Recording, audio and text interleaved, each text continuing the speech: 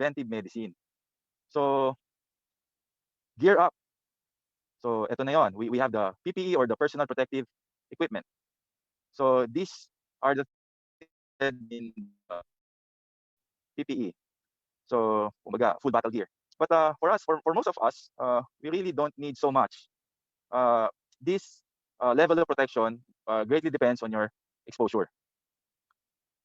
In your case, I will emphasize the use of face mask and or face shield or goggles. Optional siguro yung head cover and gloves.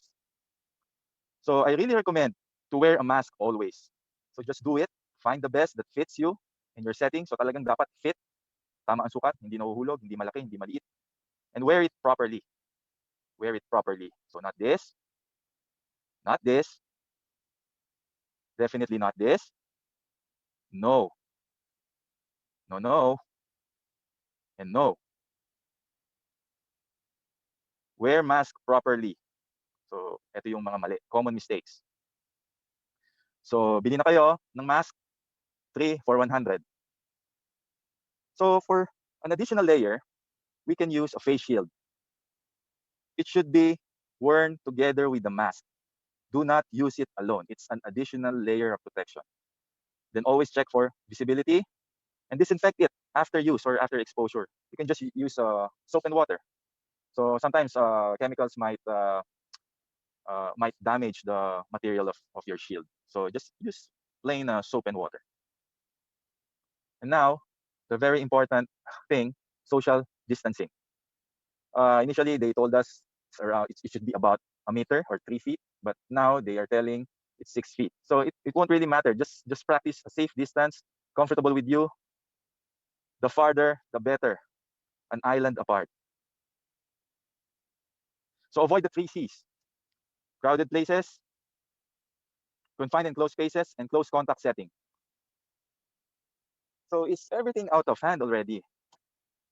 Maybe it's in the hand. So what do we need to do? We need to wash our hands thoroughly with any soap, any brand, any price, any endorser. So the mechanism of action is basically soap contains surfactants. It's a coin term combining 3 words, a surface acting agents. And they have 2 poles, the fat loving and the water loving ends. And they interact separately. So fat loving end attaches to the lipid bilayer or its lipid is also fat. So it is one of the composition of the coating or the envelope of organisms. So it interacts with it, and then eventually these poles will adhere together and they will form clusters. The fat loving goes together in one end while the water loving end goes on the other side. And it will exert pressure eventually and pull or break apart or break the membrane apart. And eventually water will eventually get into the broken organism and it will eventually be destroyed. So this is the steps in proper hand washing technique.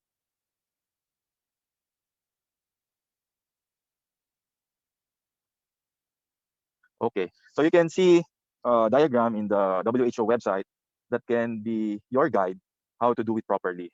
And it's important also to take note of the time of washing. So studies have told us that it should be around 15 to 30 seconds. And as a guide, we can use the happy birthday song. Happy birthday to you. Happy birthday to you. Happy birthday, happy birthday. Happy birthday, engineer. birthday to So you. you should do it twice. You should sing it 2 times. So let's go with chemical disinfectants. So the common or the most popular one is alcohol. So not this one. Hindi rin tong gin, pero okay si Sanya. Hindi rin tanduay, pero okay na okay si Barbie. Ito, yung tatay ni Shasha Padilla, endorser ng family rubbing alcohol. So isopropyl alcohol is one of the popular type of alcohol and also the ethyl alcohol. But studies revealed that ethyl alcohol is more potent to viruses compared to isopropyl alcohol. So isopropyl alcohol has the advantage over ethyl alcohol in eliminating bacteria. So ethyl alcohol, virus, isopropyl alcohol, bacteria.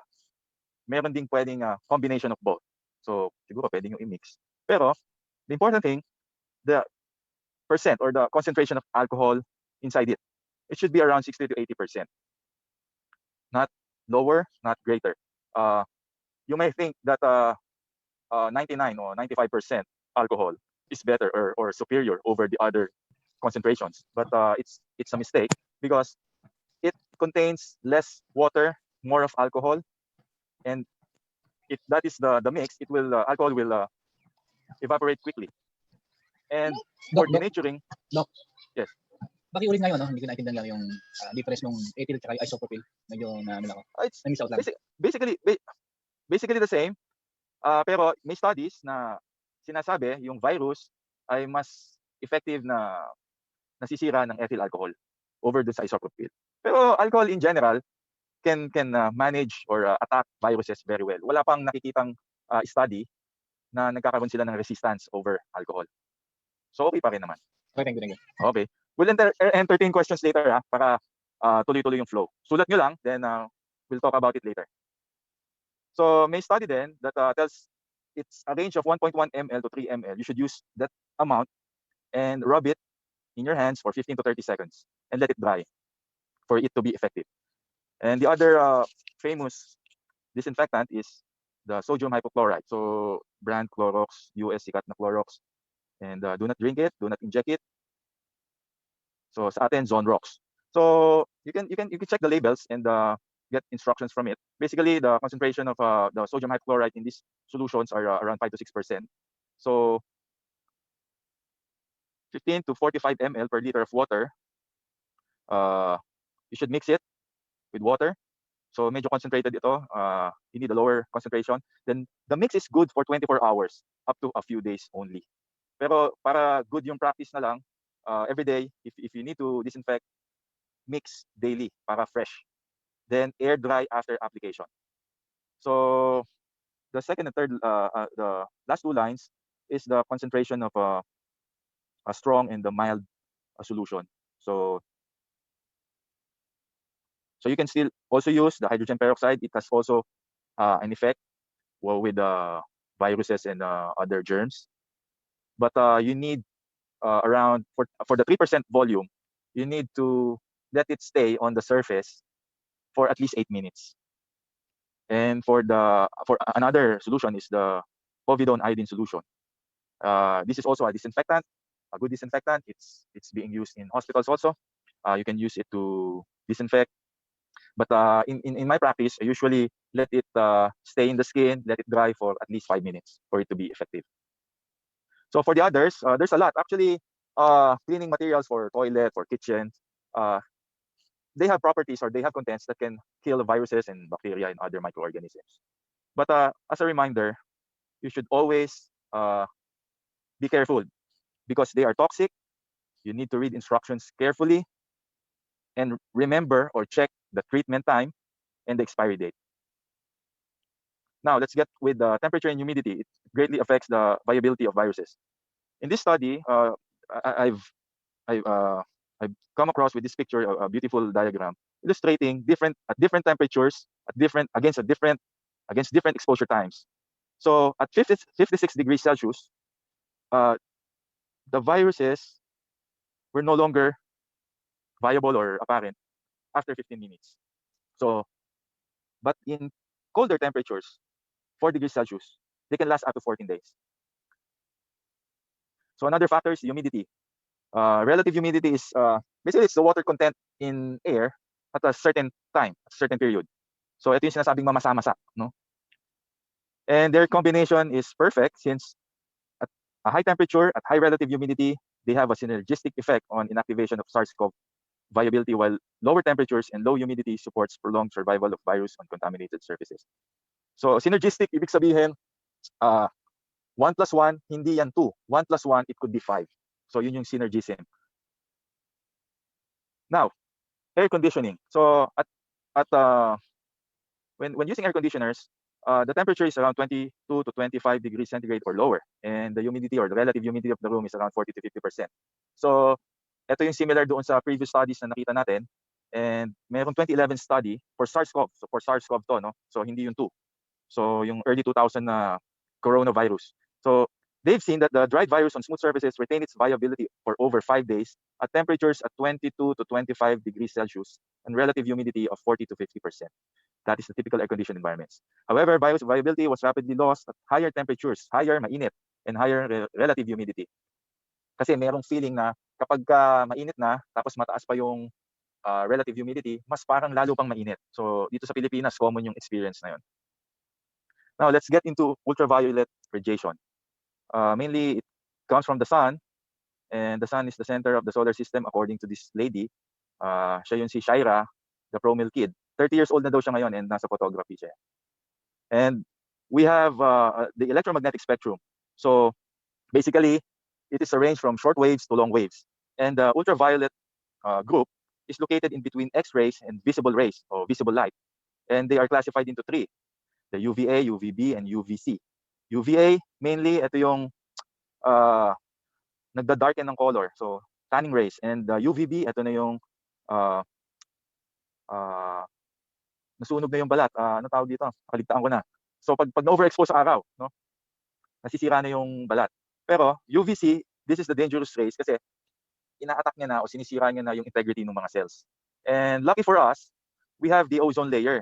The ozone layer permits the relatively longer wavelength ultraviolet rays to enter and get in contact with us, while the shortest wavelength, the UVC, cannot penetrate the ozone layer. So the UVC can also kill viruses. And how do we get this? So we have UVC lamps available in the market that we can use. Pero if you will use this, be careful. All living things should not be exposed to this light. Now, we can also depend on the natural course. What do I mean? So, store possible contaminated objects in a brown paper bag, seal it, and keep it out of reach for at least 5 days. So, basing from the previous study that I have shown you in a diagram, so yung 3 hours to 7 days, yung 7 days naman yung mask daw, pero at a controlled environment yon. Yung average noon, mga nasa 4 days. So, if you go beyond the 5-day period, tapos meron pang factor yung temperature and humidity, relative humidity, nag-iiba-iba naman yan all throughout the day. So, it may greatly affect the viability of the virus. So, when you store it, it will eventually just disintegrate and die. So, what are the minimum requirements for you? So, have a balanced diet, exercise, Zumba ata to. Supplementation, so vitamin C with zinc, vitamin D, and practice a healthy lifestyle. Avoid this. Now, do you feel sick? So, if you feel sick, stay at home, isolate yourself, recall exposure, notify workplace and get news from them. Makibalita, makichismis. Notify health authorities for assistance. And do not panic. Do not panic. Okay? So in summary, we have a new virus and a new disease. The virus follows the basic characteristics of any infectious agent. The virus is highly transmissible through respiratory droplets, and around 80% are mild to moderate infections.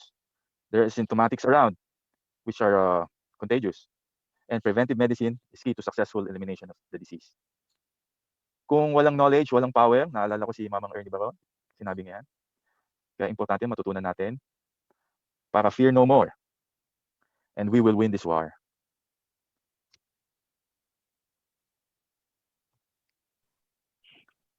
Thank you for listening. Stay safe and healthy. Thank you very much, Doc Omar, for a very enlightening and very informative talk about COVID-19. So